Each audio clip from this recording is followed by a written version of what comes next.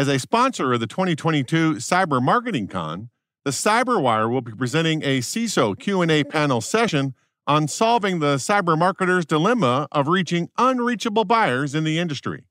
Join us in Arlington, Virginia, November 16th through the 18th for a great event.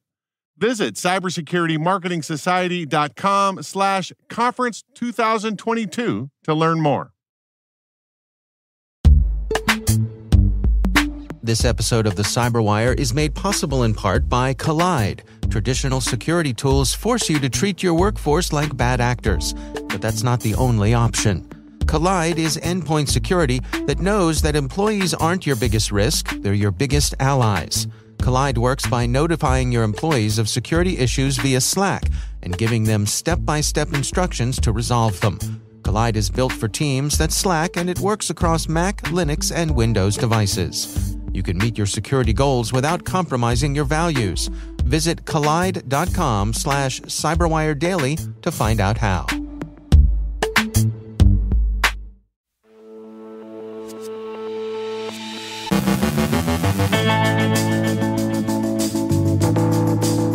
U.S. midterm elections proceed without cyber disruption. Some communication security lessons are learned. CISA publishes new entries to its Known Exploited Vulnerabilities Catalog.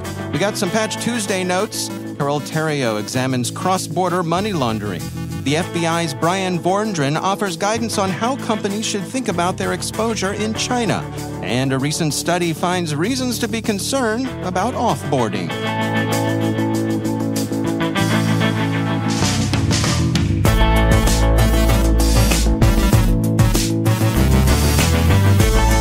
From the CyberWire studios at Data Tribe, I'm Dave Bittner with your CyberWire summary for Wednesday, November 9th, 2022.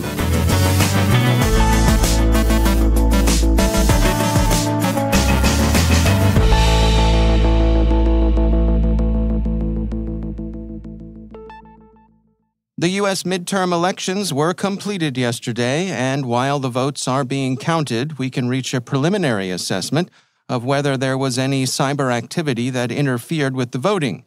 It appears that nothing much happened. Reuters reported that the U.S. midterm elections proceeded without unusual difficulty. A review of voting the morning after the election showed little evidence of cyber attacks and even less evidence of disruption. So, little seems to have changed since we heard from senior CISA officials at their 3 media availabilities yesterday. As one of those officials said midday, we continue to see no specific or credible threat to disrupt election infrastructure. In particular, the official added, to be very, very clear, we have not seen any evidence of foreign influence affecting our election infrastructure. The FBI's assessment last week of distributed denial of service operations seems to have been borne out. WAPT reported some intermittent DDoS incidents late yesterday that had a minor impact on the Mississippi Secretary of State's public website, but these had no effect on voting and were in any case quickly remediated. CISA officials said during their evening briefing yesterday that an unnamed Russian hacktivist group, and remember in this context that Russian hacktivists are best understood as auxiliaries for the Kremlin's security and intelligence services, claimed responsibility in its Telegram channel for hitting the Mississippi Secretary of State, but that there wasn't enough evidence for attribution. Mississippi is the only state where CISA observed a sustained, albeit minor, outage, and this one affected only a public-facing website with no immediate connection to the voting. One county, Champaign County in downstate Illinois, reported outages and computer performance issues, but NBC Chicago reports said that the issues were quickly remediated without significant effect on voting. The tabulation machine outage in Maricopa County, Arizona, seems to have been a malfunction. A senior CISA official said yesterday evening that the agency had quickly investigated the Maricopa incident and found no indication of malfeasance. To put Champaign and Maricopa counties into proper perspective, consider that there are well over 3,000 counties in the United States. We received some notes from Cloudflare earlier today on what they'd observed during the voting. The secure networking companies summarized their conclusions in a single sentence. There were no large-scale attacks this election. The state and local governments protected by the company's Athenian project saw an increase in application layer DDoS attacks over the first week of November that exceeded October's rates by only 3.4%. And that, in Cloudflare's experience, really doesn't amount to much. Remember, in this context, that state and local governments are the ones who actually conduct the elections. For political parties and campaigns, the story was different. Cloudflare for Campaigns, which protected these, saw a threefold increase of application layer attacks over that same period. Counting the votes and certifying the results will take time, of course. That's not unusual. It's part of the normal process. It's also part of the unfortunate norm that there will be many bogus claims of cyber meddling in the election. The disinformation phase of this election season has a ways to run. And we're looking at you, Internet Research Agency, and you too, KillNet. Speaking of hacking and hybrid conflict, BlackBerry has looked at the war against Ukraine and drawn some lessons for communications security. They're old lessons, the kind that every war reteaches, but they're worth reviewing nonetheless. The central lesson is that one should expect one's communications to be intercepted. Whether the opposition can read them in time to use them depends upon the effectiveness and the general use of your encryption. BlackBerry points out that businesses as well as armies should keep this in mind. CISA yesterday added 7 new entries to its Known Exploited Vulnerabilities Catalog. They include 4 issues in Microsoft products and 3 for Samsung mobile products. In accordance with Binding Operational Directive 22-01, U.S. federal civilian executive agencies have until November 29th to review their systems and take steps to secure them. As usual, CISA wants the agencies it oversees to apply updates per vendor instructions. Microsoft yesterday released fixes to address 68 issues in its products. By the SANS Institute's tally of these, 10 are critical, 1 was previously disclosed, and 4 are already being exploited. Users should check vendor security sites and, as CISA puts it, apply updates per vendor instructions. Teleport this morning released its 2022 State of Infrastructure Access and Security Report. The report details various challenges for DevOps, security engineering, and other security professionals. In general, their findings indicate that organizations remain vulnerable to the threats former insiders pose. Respondents to Teleport's survey were asked how confident they were that once an employee leaves their company, all of their access is revoked. Less than a quarter of those surveyed said that they had 100% confidence, and almost half of the companies are less than 50% sure of the lack of access. 57% of respondents also report that new security measures have been put in place that were not adopted by employees. So again, HR, think about your offboarding.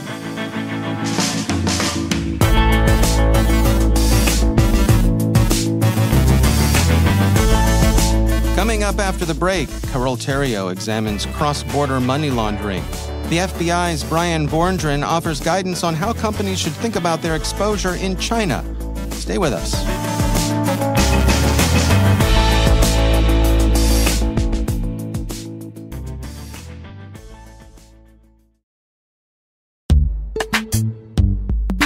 And now, a word from our sponsor, Strata.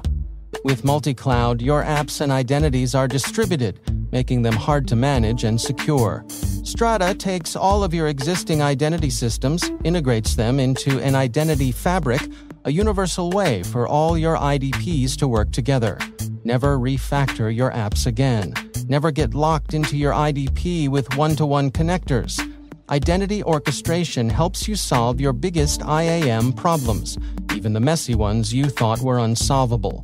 Bring Strata any IAM use case, like modernizing legacy apps to use passwordless authentication, hot switching between IDPs, or enabling identity operation resiliency.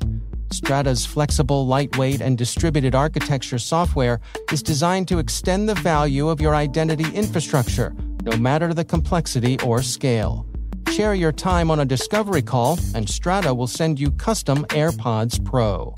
The multi-cloud identity wave is here, and you can ride it with Strata. Ready to learn more? Visit strata.io/cyberwire. That's strata.io/cyberwire. And we thank Strata Identity for sponsoring our show.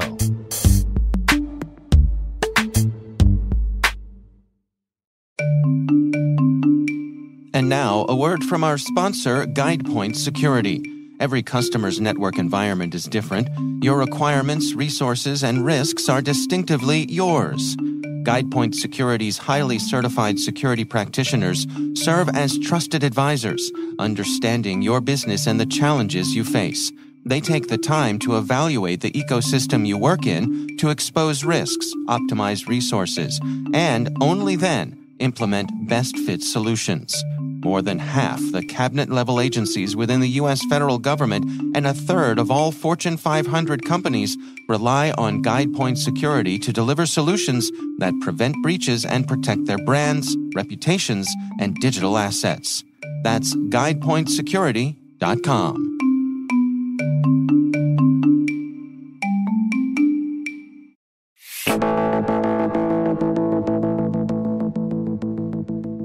Once the bad guys get your money, which these days usually involves cryptocurrency, they have to figure out how to get that money into whatever currency they use locally. That often can involve cross-border money laundering, and our UK correspondent Carole Theriault files this report about that. The United Nations estimates that up to $2 trillion of cross-border money laundering takes place each year.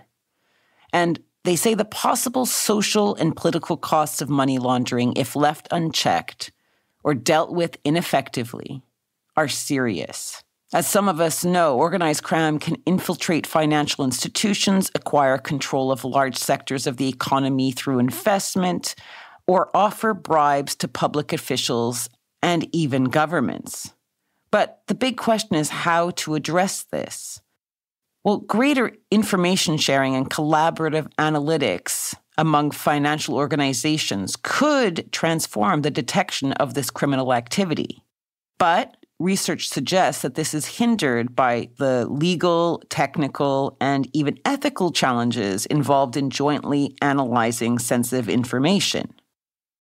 And maybe what is needed is privacy-enhancing technologies, also known as PETs, as they could play a transformative role in fighting financial crime. Well, at least that's what the UK and US governments are hoping for. 6 months after their initial announcement, they are preparing to kick off prize challenges focused on advancing the maturity of privacy-enhancing technologies to combat financial crime. So the plan is this: innovators will be asked to develop state-of-the-art, privacy-preserving, federated learning solutions, try and say that 5 times quickly, to help tackle the barriers to the wider use of these technologies. So in other words, figure out clever ways to bypass all the red tape in sending data to and from different geographies efficiently and legally, right, in order to share insights, and do this all without compromising federal or organizational privacy. So it's a pretty tall order.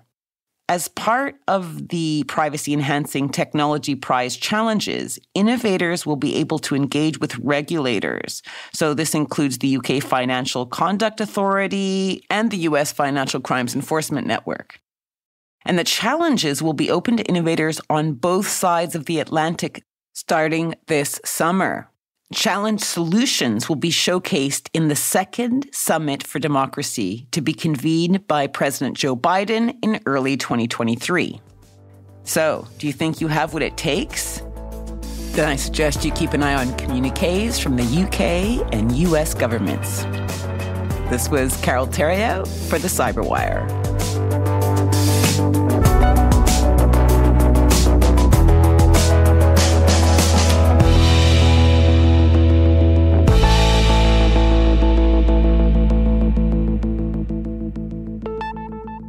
And I am pleased to welcome back to the show FBI Cyber Assistant Director Bryan Vorndran. Bryan, welcome back. I want to touch with you today High-level stuff here. Some of the national security threats that you and your colleagues there at the FBI are tracking. What can you share with us today? Sure. Thanks, Dave. It's good to be back with you.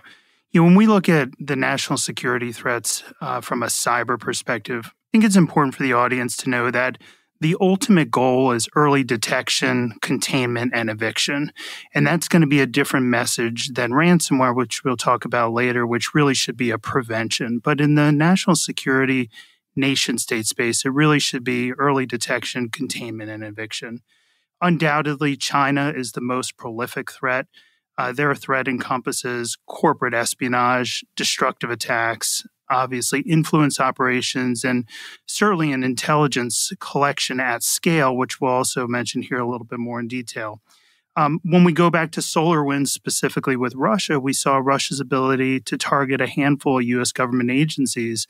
But in doing that, they compromised an additional 18,000 plus companies and organizations. And it's just a really good reminder for all of us about Russia and other nation states' patience and persistence to conduct these state-sponsored attacks. I think for your audience and for organizational leaders, this supply chain threat and the third-party risk associated with it is just so important for executives to understand how technical and organizational interdependencies really increase the risk of potential exposure. Getting back to China a little bit, certainly the theft of intellectual property is always at the top of our mind. And what China does is, they take this intellectual property that they steal, they run it through their vast holdings through AI and attempt to monetize it. We have to look no further back than how they targeted U.S. universities during the COVID vaccine research period. And certainly we and others in the United States have no problem with sharing the results of our research, but we would want to do it on our terms because we've invested the time and the money to do it, and we don't want that stolen by someone. China obviously poses a threat with theft of AI technologies, machine learning, quantum computing, communication, clean energy, and the list goes on. We're also concerned about how state actors moonlight for personal gain, right? And when actors are uncontrolled, they have fewer constraints and they do off-the-record work. And, as an example, we have to look no further back than 6 months ago when China-sponsored hackers compromised 6 United States state.gov domains for a various set of reasons, but including profit. And, when we talk about nation states, the last thing I'll mention is just what we refer to as access and furtherance of attacks. In military circles, this is known as prepping the battlefield, but it's the pre-positioning of tools and capabilities to really maximize advantage. And those advantages are taken or executed upon when a specific red line is crossed. Very, very difficult to detect these access points and furtherance of attack. This just highlights the importance of pen testing and threat hunting. So while China and Russia certainly maintain high thresholds for kinetic action, others do not. And just as I round out this part of my comments, we have to look no further back than how the Iranians targeted Boston Children's Hospital within the last year as an example of indiscriminate targeting and lower thresholds for kinetic action. We recently saw DOJ made some major announcements about the Chinese threat, making some indictments. What does that sort of messaging do on the global stage, putting them on notice that we're not going to stand for this sort of thing? I think China is a really interesting conversation. And, China does pose the broadest, most active, persistent espionage threat to corporations. But it's not just a cyber threat, it's also a human threat. And, companies and organizations that are based in the United States really do have to think about their exposure when doing business in China, right? And so the messaging coming out of DOJ continues to reemphasize this point that there is significant risk from the Chinese government, both through cyber vectors and through human vectors, to steal intellectual property and to cause harm to the United States. When we're talking in public about the China threat, it's really important for businesses to know that the environment in China for them is really challenging. The cost of Americans doing business seems to include blanket consent to state surveillance under the guise of security, and that's kind of a best case scenario. In a worst case scenario, it's accepting the risk that all of your sensitive information may be co-opted by the government.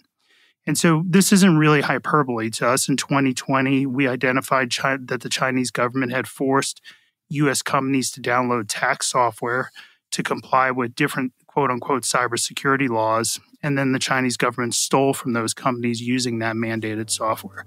So, we know that the market in China is an important one for American businesses.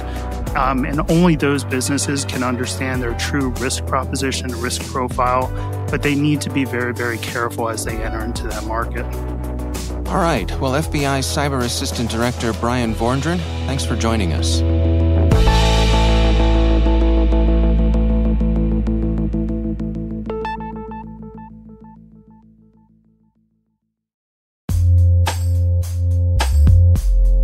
Today's podcast is brought to you in part by NordLayer. NordLayer safeguards your company's network, but it's much more than just a VPN for business. It secures and protects remote workforces, as well as business data, and it can even help you ensure security compliance. Most modern businesses are adopting network solutions like SASE, Zero Trust, and hybrid work security. NordLayer has all that and more. Don't leave your business vulnerable. Try NordLayer today. Get your first month free by going to nordlayer.com/cyberwire. That's nordlayer.com/cyberwire to get 1 month free.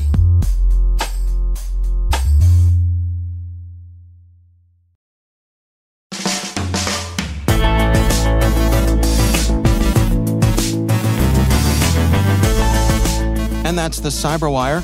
For links to all of today's stories, check out our daily briefing at thecyberwire.com.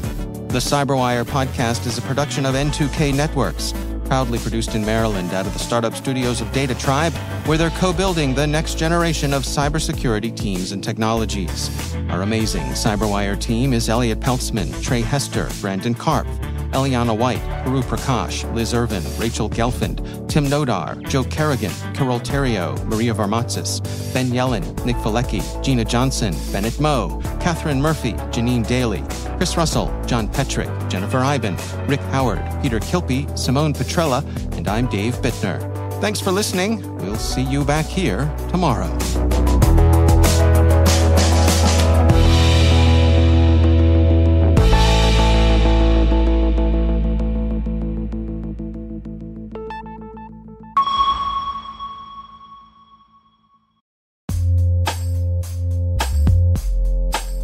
Hey everybody, Rick here.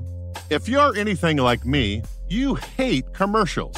So subscribe to CyberWire Pro and get all of our public podcasts ad-free, as well as our exclusive CyberWire Pro podcasts, briefings, articles, events, and bonus content. Designed for the busy professional, CyberWire Pro cuts through the noise and disinformation, giving you access to actionable reporting, trends, analysis, and insight on global events occurring in the industry, all at your fingertips. Subscribe to CyberWire Pro today for only $9.99 a month, or save with an annual subscription for only $99. That is well worth it to get rid of all of those commercials. Visit thecyberwire.com/pro to subscribe today.